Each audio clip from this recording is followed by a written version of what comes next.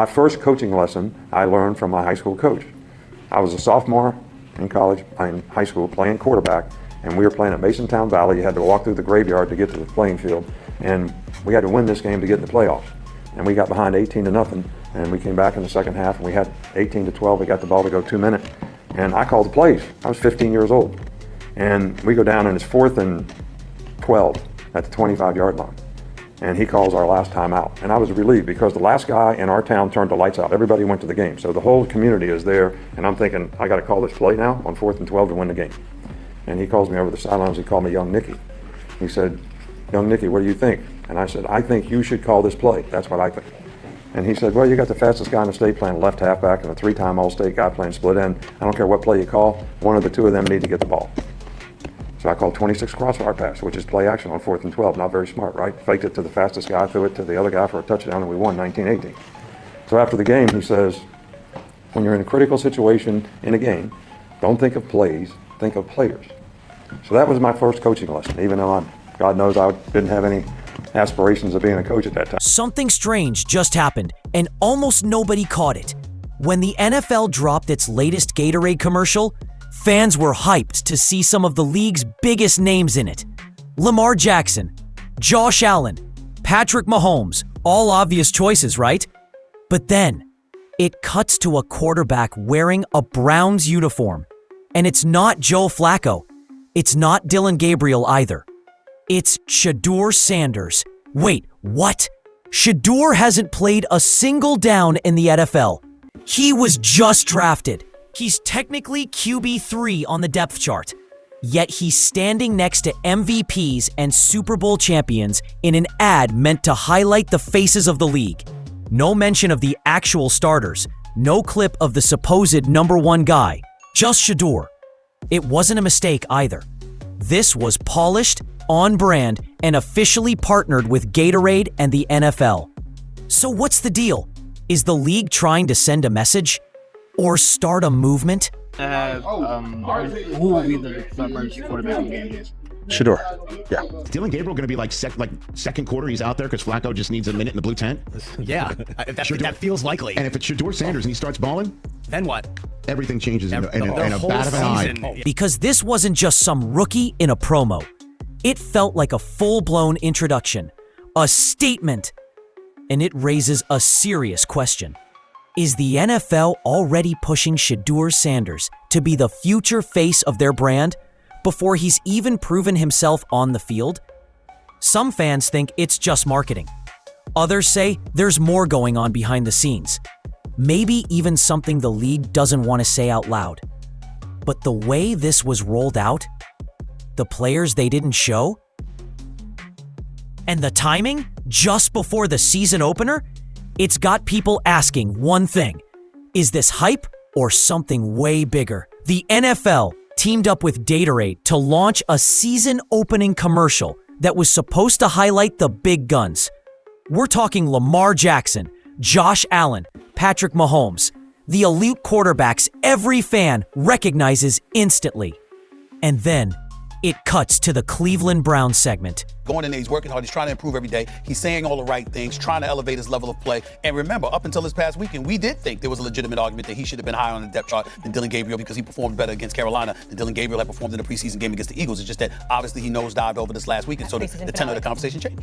He really hasn't done it. I mean, he hasn't gotten in any trouble. I mean, he hasn't been saying the wrong things. He hasn't been a less than a model citizen focused on, being the best that he can be. He hasn't done anything. So I think that when we look at it, he's going in there, he's working hard, he's trying to improve every day. But instead of showing Joe Flacco, who's currently QB1, or even Dylan Gabriel, the expected backup, the camera zooms in on Shedeur Sanders. No lower third saying rookie, no hint it was symbolic.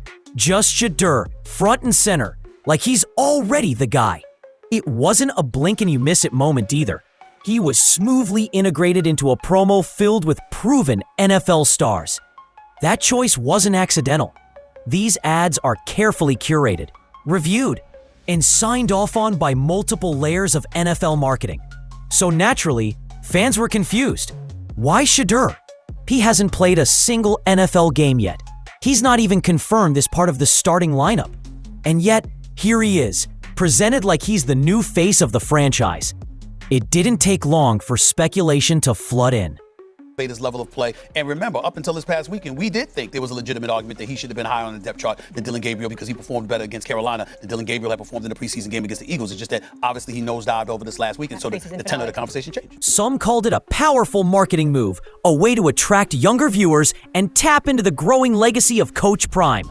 Others called it outright favoritism, or worse, an intentional setup for something that hasn't been publicly said yet. Because the NFL doesn't do anything without strategy. If Shedeur was featured, it's either because someone knows he's going to take over, or the NFL wants him to. And that takes us straight into the next question. What exactly is going on behind this sudden rise? So how does a rookie, someone who hasn't played a single NFL snap, end up in the same commercial as MVPs and Super Bowl champs? The NFL wants you to think it's just a highlight reel. But fans who pay attention know better. Shedeur Sanders wasn't just filling a spot. He was the main feature for the Cleveland Browns segment. Concern myself with outside type of things. But I'm committed to his development, just like all of our rookies. So we'll continue to focus on getting our guys better. And that's what we'll stay committed to, and that's what's important to me. Gabriel, who, through no fault of his own, commits one of my cardinal sins of quarterbacking, which is he's tiny. And so, he's tiny. That alone raises major questions, because officially, he's third string. He's behind veterans Joe Flacco and Dylan Gabriel. Yet, in the league's most important preseason promo, he's the one wearing the Browns jersey. He's the one on screen. Why? One word: excitement. The league knows that the Sanders name generates buzz. Whether it's from Shedeur's time at Jackson State, his breakout season in Colorado, or just being the son of Coach Prime, people are watching. And not just watching, clicking, sharing, commenting. The NFL isn't blind to that. So this might not just be about performance. It could be publicity strategy. By putting Shedeur front and center, the NFL isn't just showing who plays for the Browns. They're showing who you should care about. They're shaping the narrative before it even happens.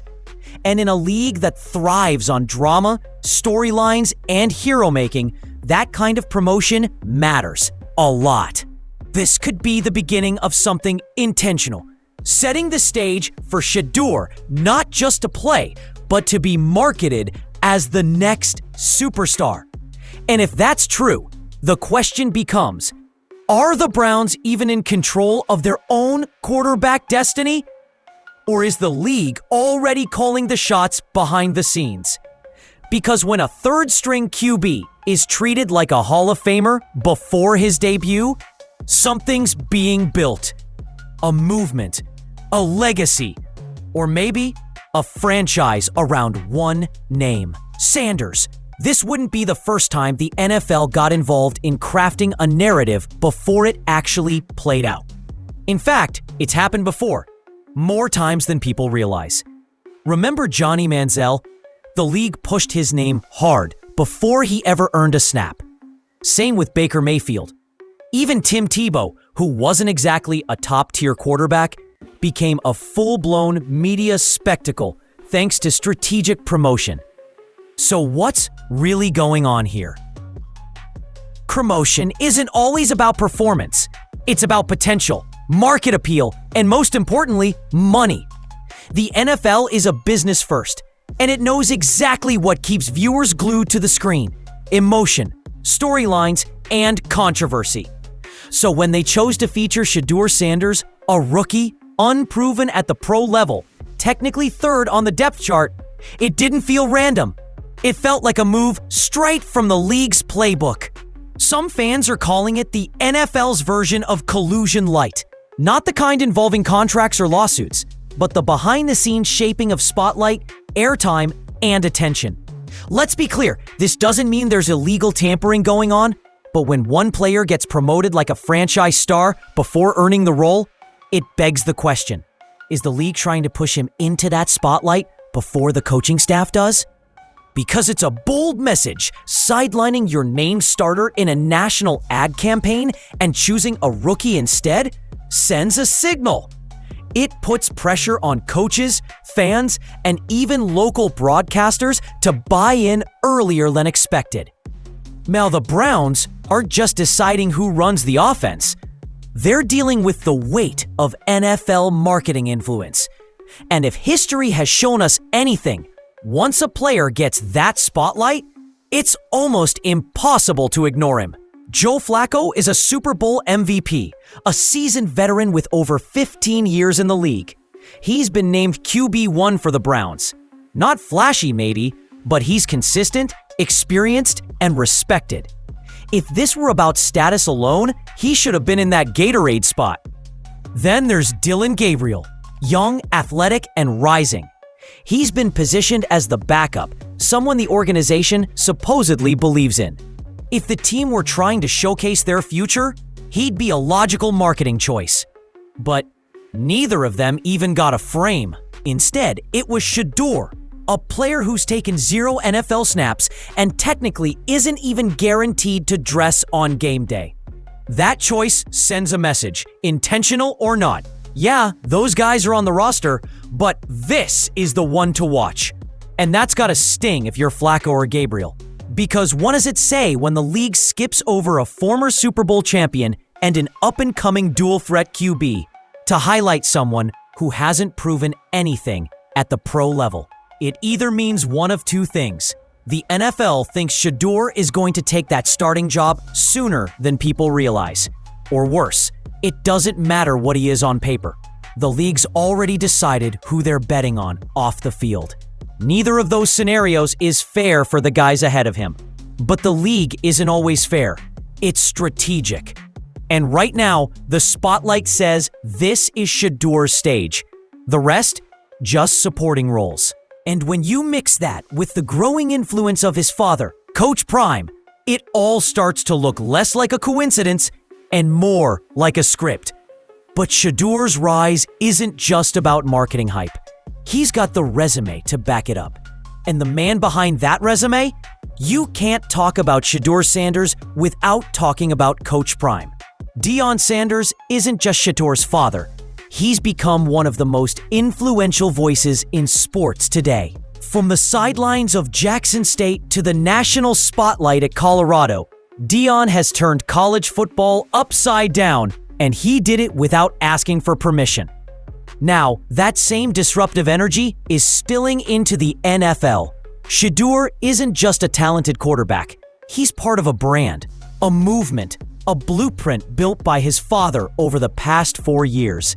Every step has been carefully managed, from the way he addresses reporters to the way highlights are clipped, edited, and blasted across social media. And the NFL is watching closely.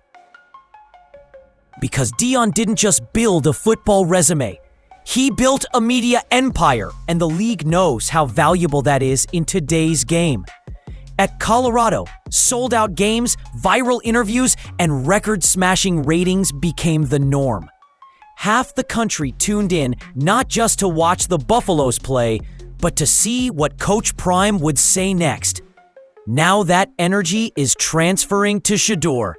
It's no longer just about his arm strength or footwork. He represents something bigger. A modern athlete who comes with his own fan base, style, and momentum. And for a league desperate to pull in younger viewers and compete with short-form attention spans, that's priceless. Plus, let's not forget, Deion stormed every level he's touched. College sports, broadcasting, culture. Why wouldn't the NFL leverage that same storm? Marketing-wise, Shedeur isn't just another rookie QB. He's a walking headline, and he's only growing louder. So if the league seems like they're fast-tracking his rise, maybe it's because they're not just investing in a player. They're investing in the Prime brand and betting that Shedeur is his next breakout star. And with all this attention on him so early, the pressure's on to prove one thing. Can he back it all up when his name is finally called? Amid all the hype, one voice cut through the noise, and it came from a coaching legend. Recently, former Alabama head coach Nick Saban shared a lesson from his early days that hit way harder than expected. he told the story of a pivotal high school game where he was forced to call the final play. With the game on the line, the stadium packed, and the pressure insane, his coach gave him one piece of advice. Don't think of plays, think of players. That moment stuck with him his entire career. In crucial moments, it's not about choosing the smartest play. It's about getting the ball in the hands of the playmaker. And whether Saban intended it or not, that message feels like it was tailor-made for someone like Shedeur Sanders. Because right now, Shedeur may be third on the depth chart, but if the Browns find themselves in a tough spot mid-season, when things aren't clicking, when momentum is dead, they won't need a paper-perfect game plan. They'll need a spark. Someone who moves the needle, commands the spotlight, and creates belief. That's the kind of player Saban was talking about. That's the kind of player Shedeur has proven to be at multiple levels. He dragged Jackson State into national relevance. He turned a 1-11 Colorado team into a spectacle that dominated headlines. He's been that guy before the NFL even let him on the field. And now, the Browns may have no choice but to test the theory for themselves. Because if there's one truth in football, it's this: plays don't save games, players do. And if Shedeur is the player the NFL already sees as the future, how long can Cleveland really keep him waiting? With all the buzz swirling around Shedeur Sanders, there's one question on everyone's mind. Will he actually step on the field this season, or is all this just smoke? On paper, the odds might seem stacked against him. Joe Flacco is the Browns' official QB1, seasoned, safe, and the kind of guy a coaching staff can trust not to implode a game. Then there's Dillon Gabriel, listed as the backup, young, mobile, and with decent upside. So technically, Shedeur's sitting at QB3, but paper doesn't win games.